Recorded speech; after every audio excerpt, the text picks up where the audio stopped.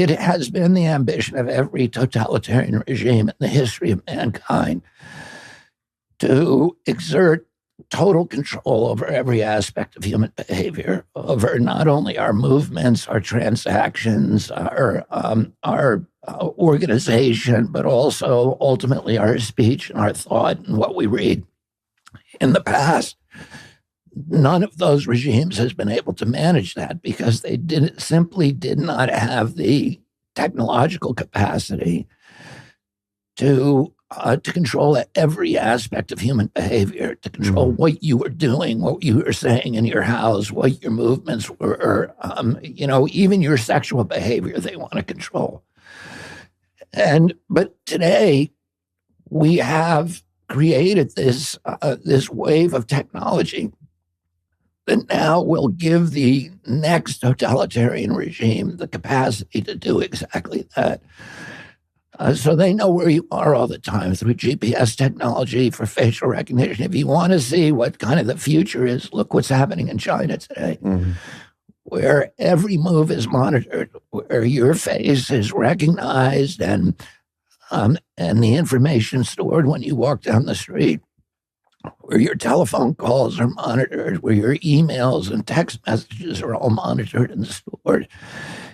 And there's a complete where everything that you buy, now they're moving to digitalized currencies. And digitalized currency is the ultimate weapon of control. Because if you misbehave, they can punish you instantaneously without arresting you, without, the digitalized currencies are also what they call programmable currencies, which is the way that they're using them in China.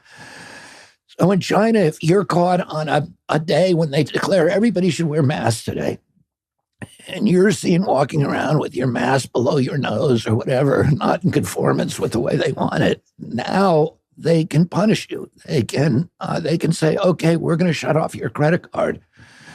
So it will only function in grocery stores that are within a 3-block,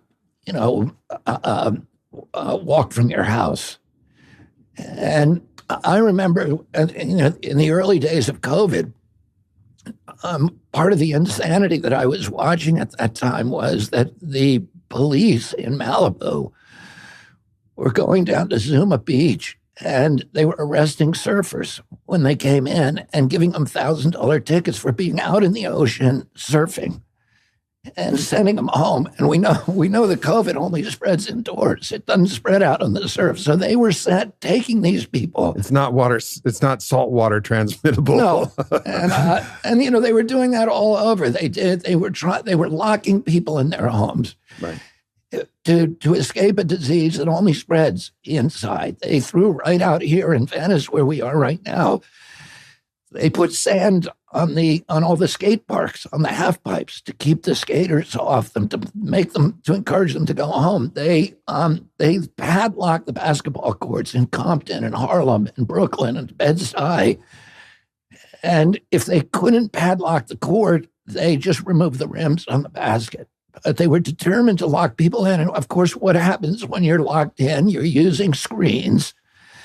And you're making huge money for, Microsoft and Apple and Google and Facebook. And those are the companies, and YouTube, those are the companies that were censoring dissent or complaints or questions about the lockdowns. And they were making billions. We closed down 3.3 million businesses in our country. And who were the beneficiaries of that? It was these, the social media platforms that are linked very closely to the American government and to the intelligence agencies and enforcement agencies. Which has been proven with the Twitter files. The Twitter files show that the CIA and FBI had portals where they were, censoring complaints about the lockdown that were making that site billions and billions of dollars. So they were able to shut down all their competitors and enrich themselves, lock us all in where we had nothing to do but stare at these screens and generate money for them. And guess what? Americans gained an average of 29 pounds. Well, and who was getting killed by COVID? It was the people who were overweight. These were people who were not getting sunlight. It was the people who were overweight and had vitamin D deficiencies. And so they weren't outside where they'd get vitamin D like on the surf. And that they were being locked inside where they're going to gain weight and not have vitamin D and not have the exercise that would bolster and strengthen your immune system. And, it was so crazy. But today, they wouldn't have to send the cops down to Malibu to arrest the surfers. They could they can look on GPS, they can look on your facial, recognition systems that are now everywhere, and they can just find them, or send them, like they did with the truckers in Canada. In Canada, and this is what the future is going to look like. We should all take a warning of what they did, of what the Trudeau government did in Canada. When the truckers, who were incredibly peaceful and disciplined, went to Ottawa to participate, to protest the mandates, the government sent police in to read all of the license plates on all the vehicles, and then to shut off the bank accounts of anybody who was the owner of that vehicle. So these people were never charged with a crime. They were certainly never convicted. And the government was able to punish them by shutting off their lifeline, shutting off their capacity to buy food for their children, to pay their mortgages, to pay tuition, and to do it without any due process or democratic participation. And that's the power right now that we're seeing. And with AI, with the growth of AI, the capacity of government to control us is, will be complete. Now, Bill Gates says one of his companies is putting up 61,000 low-altitude satellites to do Earth surveillance. He says that his company alone will be able to watch every square inch of the Earth at 24 hours a day. So, the capacity of people to escape that kind of surveillance and to live, free lives is going to be the power. What we're creating is this kind of turnkey totalitarianism. Mm-hmm. We're the next totalitarian regime that steps up and really wants to clamp things down. They're going to have all of these mechanisms in place like no regime has had in human history. Yeah. And if you want to see another example, I spoke in August of 2020. I spoke to a crowd in Berlin that was 1.3 million people, one of the biggest crowds ever assembled. There was not a single article about it in the U.S. papers and most of the European papers.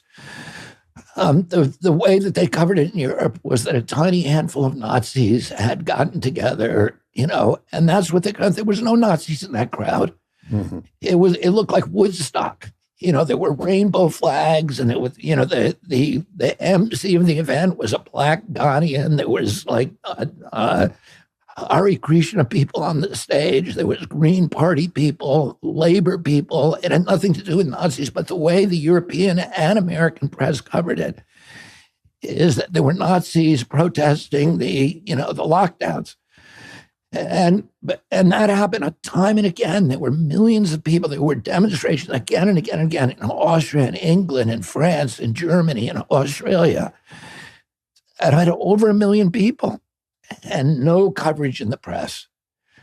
And so the capacity to, it's like Emerson, asked the question, if a tree falls in the forest and nobody was there to hear it fall, did it actually happen? Well, that's the same thing. If you have a demonstration with 1 million people and nobody hears it, nobody sees it, it didn't actually happen. And the regime is able to create a reality.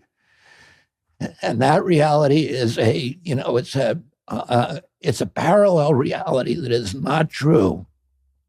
But you saw the creation of parallel realities throughout the pandemic. And you saw the number of people who bought into the official reality, which we know was not true. It was filled with falsehoods and deception. And yet a majority of people not only bought into it, but they also actively participated in punishing the people who were living in, the actual fact-based reality, right, rather than the propaganda-based reality. Yeah.